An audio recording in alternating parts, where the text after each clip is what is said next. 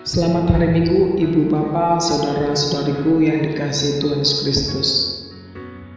Adapun nas khotbah minggu ini, minggu ketiga setelah Trinitatis tanggal 17 Juni 2018 dari Evangelium 2 Petrus 3 ayat 1 sampai 13. 2 Petrus 3 ayat 1 sampai 13. Demikian bunyinya. Hari Tuhan. Saudara-saudara yang kekasih, ini sudah surat yang kedua yang kutulis kepadamu. Di dalam kedua surat itu, aku berusaha menghidupkan pengertian yang murni oleh peringatan-peringatan, supaya kamu mengingat akan perkataan yang dahulu telah diucapkan oleh nabi-nabi kudus, dan mengingat akan perintah Tuhan dan juru selamat yang telah disampaikan oleh rasul-rasulmu kepadamu. Yang terutama harus kamu ketahui ialah bahwa pada hari-hari zaman akhir akan tampil pengejek dengan ejekan-ejekannya, yaitu orang-orang yang hidup menuruti hawa nafsunya. Kata mereka, di manakah janji tentang kedatangannya itu?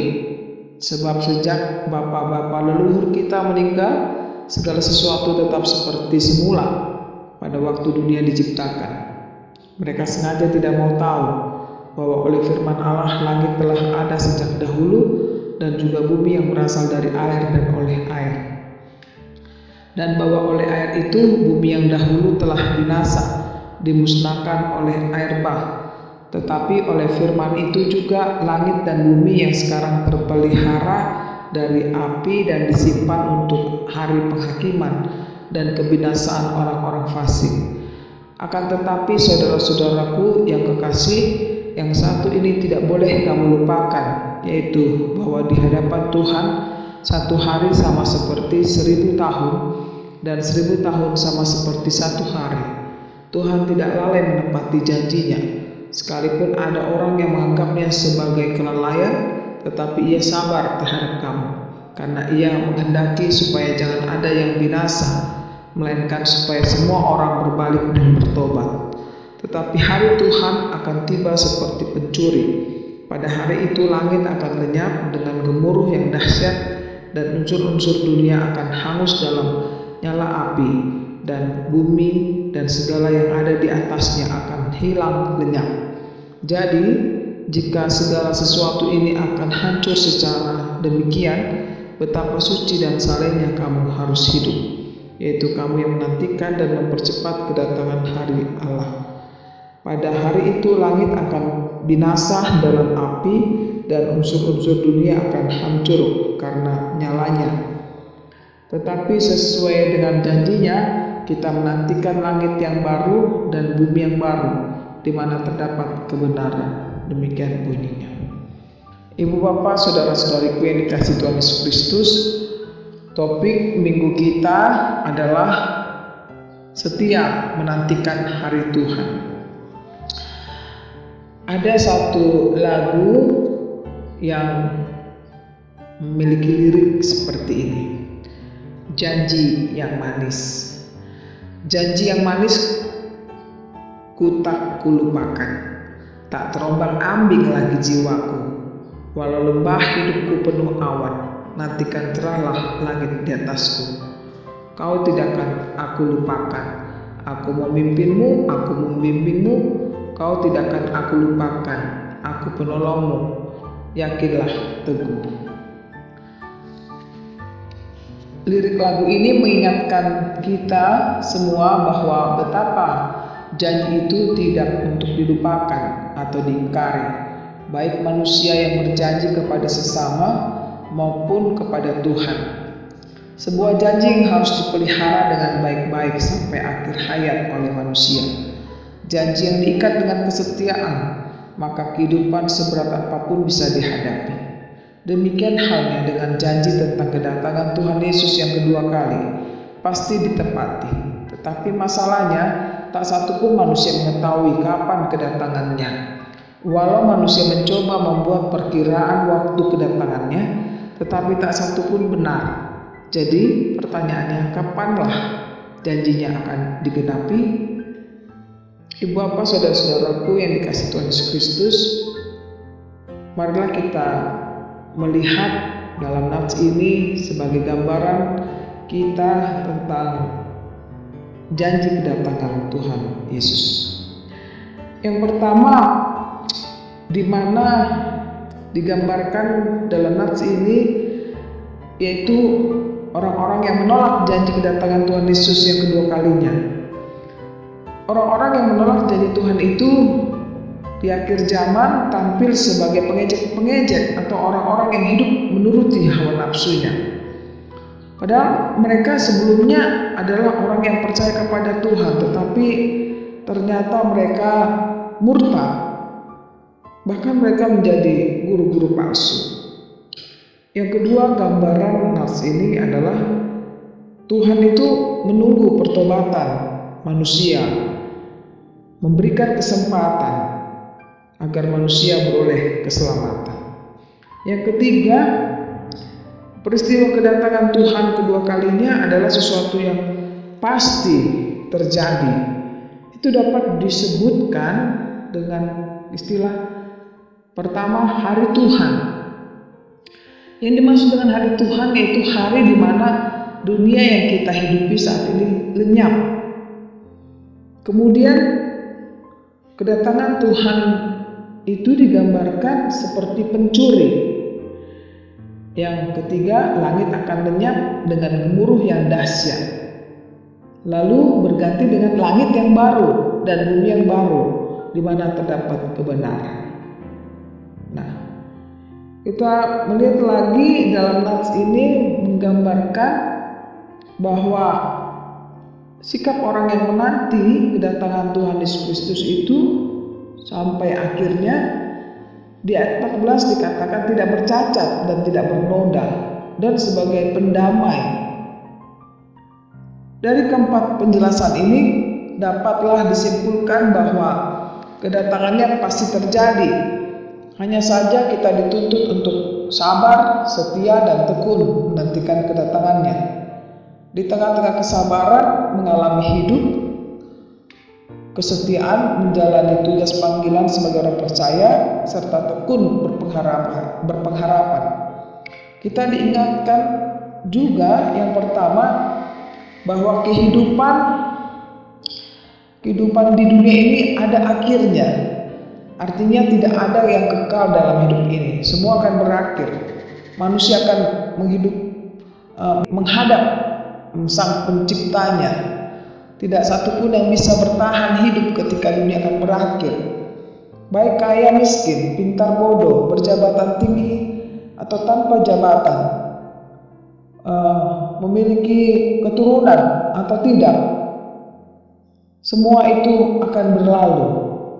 Oleh karena itu, tidak ada yang perlu kita sombongkan atau menganggap orang lain tidak ada apa-apanya. Kemudian yang kedua, kita juga diingatkan untuk menggunakan waktu. Karena waktu itu adalah pemberian Tuhan. Menggunakan waktu untuk memuliakan Tuhan. Kita diingatkan waktu itu sungguh sangat singkat.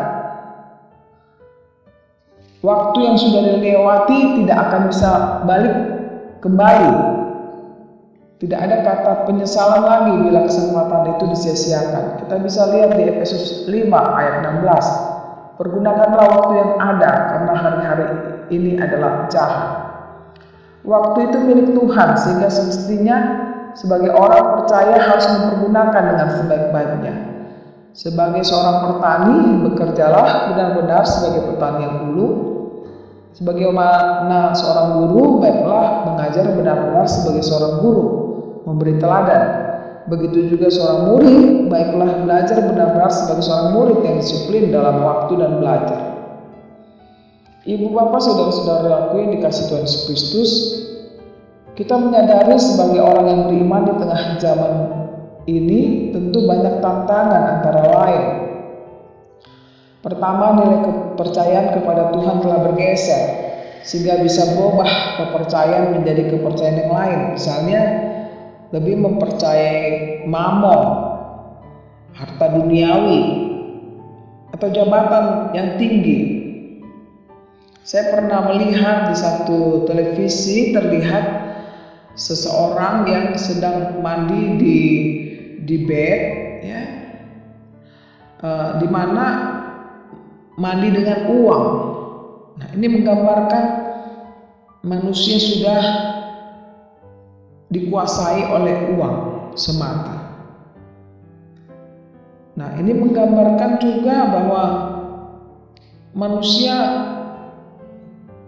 tidak lagi sebagaimana biasanya, tetapi sudah sangat mencintai dunia atau kita sebutlah harta begitu. Yang kedua tantangannya adalah roh kejahatan dan roh kemalasan melanda umat. Roh kejahatan merasuki diri manusia dengan membunuh, mengeksploitasi atau merusak sesama dan lain-lain sebagainya. Roh kemalasan dengan menghalalkan segala cara, merampok, mencuri, berjudi, berfoya-foya. Bagaimana gereja mampu memulihkan keadaan seperti itu? Ada 3 hal yang ditawarkan di sini. Yang pertama, gereja proaktif untuk terus-menerus menyuarakan bahwa kedatangan Tuhan Yesus Kristus yang kedua kalinya pasti terjadi. Yang kedua, gereja proaktif untuk mendorong umat Tuhan agar mempergunakan waktu itu dengan memuliakan Tuhan. Yang ketiga, gereja proaktif melayani umat yang sudah tersesat untuk kembali ke jalan yang benar, seperti yang tertulis di 1 Tesalonika 4 ayat 7. Allah memanggil kita bukan untuk melakukan apa yang cemar, melainkan apa yang kudus. Dengan gereja melakukan usaha-usaha tersebut, maka diharapkan bertumbuhnya kesetiaan umat untuk menanti kedatangan Tuhan Yesus yang kedua kalinya. Marilah ibu bapak, saudara-saudaraku, bila kita sebagai orang yang percaya, kita bersama-sama untuk setia menantikan hari Tuhan dengan kita melakukan kerja-kerja kita, tugas-tugas kita yang sesuai dengan kehendak Tuhan. Dan semua tantangan ini dapat kita lawan dengan kita mengimani sepenuhnya bahwa Kristus yang menyelamatkan hidup kita dan Dia akan datang pada hari yang kedua, dan bagi siapa yang percaya kepadanya maka akan bersama-sama dengan Tuhan. Inilah yang bisa kami sampaikan. Tuhan memberkati. Amin. Mari kita berdoa. Terima kasih Tuhan buat firman-Mu yang mengajar kami untuk hidup setia sampai kedatangan-Mu yang kedua. Tuhan, kami ingin untuk hidup setia, tapi terkadang kami tidak mampu. Oleh karena itu, tetaplah Tuhan ingatkan kami agar kami kembali kepada jalan-Mu yang benar. Kami juga berdoa agar gereja juga peduli terhadap keadaan sekitarnya yang penuh dengan tantangan, sehingga tak satupun umat-Mu tercecer, tetapi biarlah umat-Mu ini menjadi contoh teladan di tengah-tengah kehidupan orang lain, sehingga mereka datang kepadamu dan percaya kepadamu sampai pada kedatangan hari Tuhan. Bapa, kami serahkan kehidupan kami, perjalanan hidup kami, saudara kami, orang tua kami, gereja-Mu Tuhan, dimanapun yang berada, kiranya semua dalam perlindungan-Mu saja. Kami berdoa hanya dalam Yesus Kristus Tuhan kami. Terima kasih Tuhan Yesus yang baik. Amin.